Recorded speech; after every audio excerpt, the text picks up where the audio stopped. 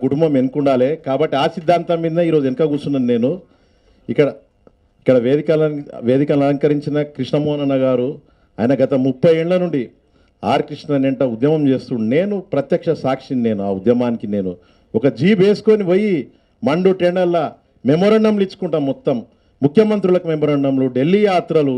నేను ఇక్కడ ఒక 5 నిమిషాలు కూర్చుంటే నాకు దాహం అవుతుంది, ఇక్కడ ఆకలి అవుతుంది. వాళ్ళన్నీ తట్టుకొని కూడా 50 ఏళ్ళు ఆర్ కృష్ణను ఉద్యమం చేసిండు.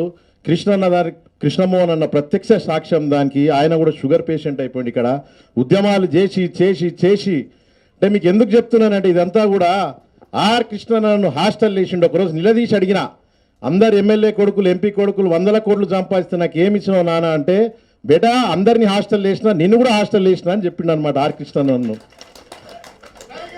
ఆయన వినండి మీరు, ఆయన నాకు జ్ఞానం ఇచ్చిండు. తండ్రి ప్రేమియకపోవచ్చు కానీ అన్నిటికంటే గొప్పది జ్ఞానం. నేను గర్వంగా చెప్తున్నా, నా లైబ్రరీలో 500 పుస్తకాలు ఉన్నాయి. బాధ అయిండొచ్చు నా మనసుకి మొదలు. అరే కృష్ణన్న అందరికి తండ్రి అయిపోయాడు, బీసీలు అందరికి తండ్రి అయిపోయాడు, కన్న కొడుకుని హాస్టల్ వేసిండు, ఇది ఎక్కడ అన్యాయం అనుకున్నా. కృష్ణన్ ఒక రోజు చెప్పిండు, బేటా నేను పుణ్యం చేస్తున్నా, నువ్వు ఆ పుణ్యానికి వారసత్వం అందిపుచ్చుకోవాలి తప్ప దేనికి కూడా నువ్వు వారసత్వం అందిపుచ్చుకోవద్దు. ఈ ప్రజాసేవకే నువ్వు వారసత్వం అందిపుచ్చుకోవాలి. నేను జాతి కోసం పోరాడుతున్నా అని ఆర్ కృష్ణ చెప్పడం జరిగింది. ఆయన ఉద్యమాల్ని చూసి చూసి చూసి సుమారు మీకు చెప్తున్నాగా రావచ్చు 500 అద్వైతం కాడికి వెళ్ళి మావో చరిత్ర వరకు అన్నీ చూసిన నేను. మనిషి పుట్టుక కారణం ఏంటిదని నేను అధ్యయనం చేసిన. నేను మనిషి ఎందుకు పుట్టిన, అసలు ఎందుకు పుట్టిన? ఎందుకంటే కృష్ణ ఉద్యమం చేస్తున్నప్పుడు నాకు ఎప్పుడు ప్రభుత్వాన్ని నిలదీస్తుంటాడు, ఈ జాతుల కోసం ఎప్పుడు నిలదీస్తుంటాడు. నాకు ఎన్నోసార్లు అనిపించింది, పెద్ద పెద్ద బ్యాంకుల లోన్లు తీస్తారు, 100,000 కోట్లు తీస్తారు, కానీ కృష్ణన్న మాత్రం రోడ్డు మీద కూర్చుంటాడు ఎప్పుడు. ఈ జాతుల కోసం, బీసీ ఎస్సీ ఎస్టీల కోసం రోడ్ల మీద ఎందుకు కూర్చుంటాడు?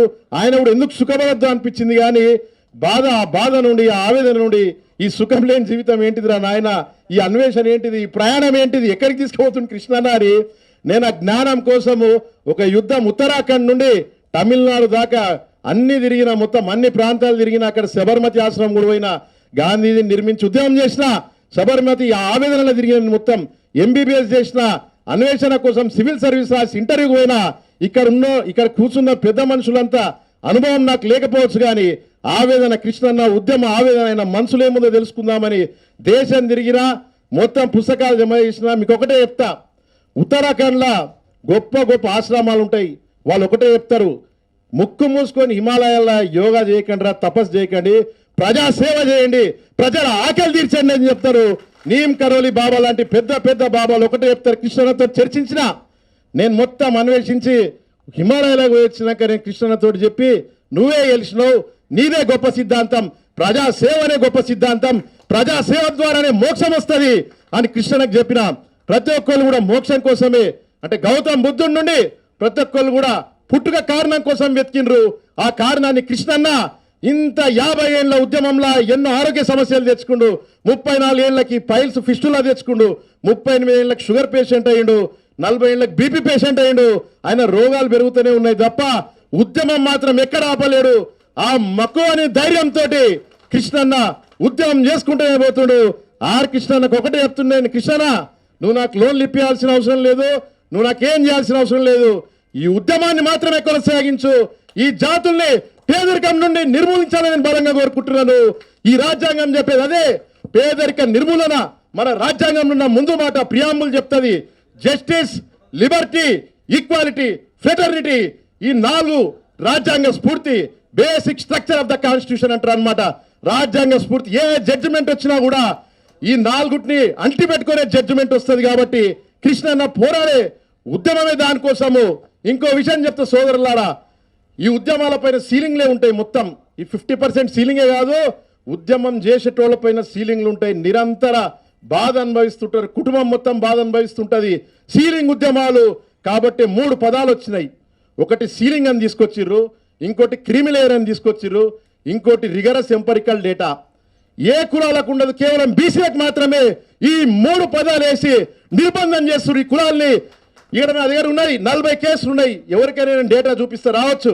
బీసీల రిజర్వేషన్లకు, బీసీ ప్రమోషన్ రిజర్వేషన్లకు వ్యతిరేకంగా, బీసీ చట్టసభల రిజర్వేషన్లకు వ్యతిరేకంగా, ప్రతి బీసీ రిజర్వేషన్కి వ్యతిరేకంగా 40 కేసులు మొత్తం కొట్టేయడం జరిగిందన్నమాట. ఎప్పుడైనా మీరు రావద్దు, ఈ సీలింగ్ ఇది క్రీమిలేయర్, ఇది రిగరస్ ఎంపరికల్ డేటా. ఈ రిగరస్ ఎంపరికల్ డేటా జంతువులకు కూడా ఉండదు.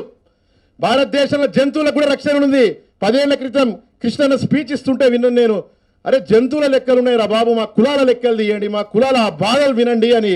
ప్రాజెక్ట్ టైగర్ అని ఒక ప్రాజెక్ట్ ఉంటుంది అనమాట. వైల్డ్ లైఫ్ యాక్ట్ తీసుకొచ్చారు జంతువుల కోసము. వైల్డ్ లైఫ్ యాక్ట్ 1972 ఇందిరాగాంధీ ఉన్న సమయంలో తీసుకొచ్చారు అనమాట ప్రాజెక్ట్ టైగర్. టైగర్లని ఎట్లా చూస్తారో మీకు తెలుసా? 2006లో స్పెషల్ కెమెరాలు పెడతారనమాట. అవి మూవ్ చేస్తుంటే వాటిని ఏమంటారు గుర్తించడానికి, ప్రతి కదలికను కూడా అది ఫోటో తీస్తుంటారు టైగర్ని. అంతేకాకుండా GIS అండ్ టెక్నాలజీ తీసుకొచ్చారు, geographical information system. Latest technology తోటి టైగర్ల లెక్కలు తీస్తున్నారు ఇది భారతదేశంలో ప్రాజెక్ట్ టైగర్ అని తీసుకొచ్చి. అట్లాంటిది కులాల లెక్కలు తీయడానికి ఏమొచ్చింది సమస్య? నేను ఈ సభా వేదిక ద్వారా అడుగుతున్నాను. నేను ఆదిశంకరాచార్యులు చెప్పలేడా ప్రతి మనిషిలోపు దేవుడు ఉన్నాడని చెప్పలేడా? పోయి చదవండి అద్వైత సిద్ధాంతం. ఇక్కడ కూర్చున్న సంచార జాతి బిడ్డలోపు దేవుడు ఉన్నాడు, ఇక్కడ కూర్చున్న MBC కోలోపు దైవత్వం ఉంది. ఇదే కదా చెప్పింది ఈ భారతదేశ గడ్డ మీద మనం చదివిందంతా ఇదే కదా. అందరు మీ గుళ్ళకు పోతాం, ఇదే కదా మనకి చెప్పింది. మరి దేవుళ్ళని పంచాయతీ అడుగుతుంది, కృష్ణ సర్పంచ్ చేయాలని అడుగుతుడు. మీ సమస్య ఏంటి అని నేను అడుగుతున్నాను.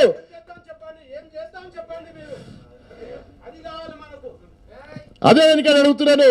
అందరూ కూడా గుర్తించాల్సింది, మనము ఈ దేశ గడ్డ మీద నిర్మించిన నాగరికతలో వచ్చిన ప్రతి ఒక్కటి, బౌద్ధ మతం కావచ్చు, అద్వైతం కావచ్చు, క్రిస్టియానిటీ కావచ్చు, ఇస్లాం కావచ్చు, అన్నీ కూడా ఒకటే చెప్తున్నాయి. ప్రతి మనిషిలోపు దైవత్వం ఉందనే చెప్తున్నాయి.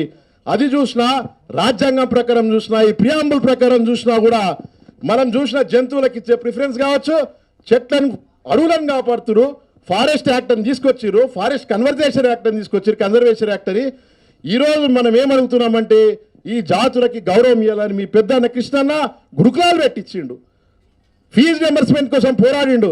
10,000 స్కాలర్షిప్లు, 1,00,000 స్కాలర్షిప్లు కృష్ణమోహన్ నాకు తెలుసు. మొత్తం ఆయన పడ్డ బాగా నేను తెలుసు. జేబులో రూపాయి లేకున్నా కూడా జీబు వేసుకొని తినేటోళ్ళు. నన్ను కూడా తీసుకపోయారు సెక్రటేరియట్కి.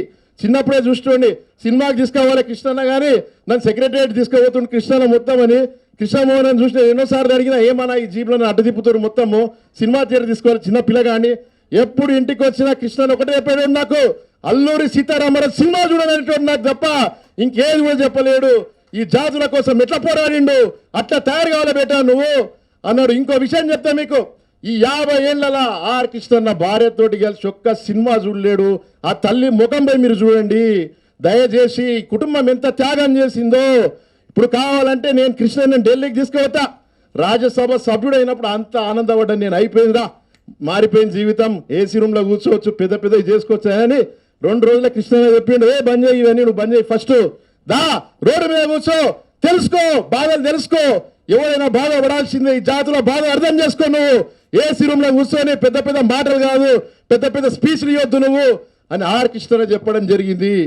కాబట్టి ఇక్కడ ఉన్న సోదరులందరికీ నేను ఒకటి చెప్తున్నాను, ఆర్ కృష్ణ నికార్సైన 50 ఏళ్ల ఉద్యమాన్ని ఈ నెల్సన్ మండేలా ఎట్లయితే పోరాడిండో అపార్థికి వ్యతిరేకంగా, ఈ సీలింగ్ అపార్థిడ్ అక్కడ 81%, 14% కింద ఆ సౌత్ ఆఫ్రికాల కట్టు బానిసలుగా వాళ్ళు బతికి ఉంటే, నెల్సన్ మండేలా రాబిన్ ఐలాండ్ లో 18-20 ఏళ్ళు జైలు శిక్ష నుంచి మక్కువని సంకల్పంతో ఆయన నల్ల జాతీయులకు విముక్తి తీసుకొచ్చిండు. నెల్సన్ మండేలా స్ఫూర్తిగా ఆర్ కృష్ణన్ నడుపుతున్న ఈ బీసీ స్వరాజ్య పోరాటానికి మీరందరూ కూడా మద్దతు ఇవ్వాలని కోరుతున్నాను. స్వరాజ్య పోరాటం అంటే ధర్మ పోరాటం, ఇలా ధర్మం ఉంది, ఇలా న్యాయం ఉంది.